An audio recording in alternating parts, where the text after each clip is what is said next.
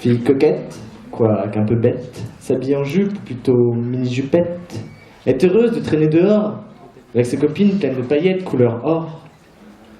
Aujourd'hui, elle fête le fait qu'elle a 18 ans, elle distribue les vents à tous ces mecs qui se la pètent et qui lui prennent la tête. Elle est juste un peu pompette qu'elle se répète. Elle est tellement heureuse de vivre. Toi, tu l'as vu, tu étais encore ivre. Tu n'as pas pu résister, tu l'as abordé. Tu lui as payé un verre, puis deux, bien que fauché, par cette soirée d'où tu revenais. Tu l'as emmené chez toi, vous savez tous pourquoi. Une fois terminé, tu l'as jeté dehors, seul à son sort.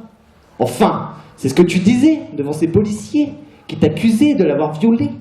Elle, ce qu'elle disait, c'est qu'une fois arrivée au bar avec ses copines, tu es arrivé, tu l'as harcelée, tu ne voulais plus la lâcher, et pour qu'enfin tu finisses par te barrer.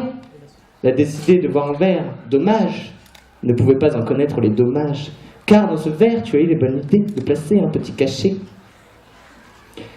Une fois paralysée par les effets du GHB, tu l'as emmenée. Une fois arrivée, tu l'as allongée.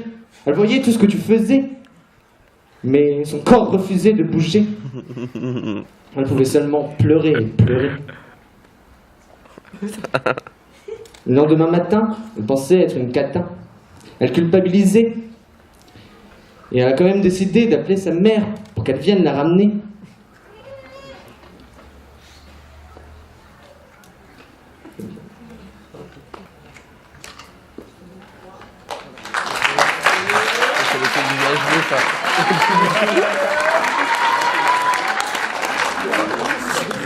Elle ne cessait pas de pleurer et pleurer. Résultat, elle finit par tout lui avouer. Les policiers ont débarqué chez toi, t'ont mené, t'ont questionné, t'ont enfermé, puis t'ont jugé coupable. Et tu iras en prison pendant 10 ans environ. Et cette pauvre fille, qui voit le temps qui défile, ne verra plus jamais ton visage, sur lequel, à son jeune âge, elle a déjà vu tant de mauvais présages. Pour elle, tu n'es qu'un cauchemar. Dans sa lettre, elle te dit au revoir. Oui, cette lettre que ses parents ont lue, après qu'elle se soit pendue. Et d'elle, c'en est fini. Encore une pauvre fille qui a subi des idées d'un dérangé, d'un abruti, sûrement pas assez puni.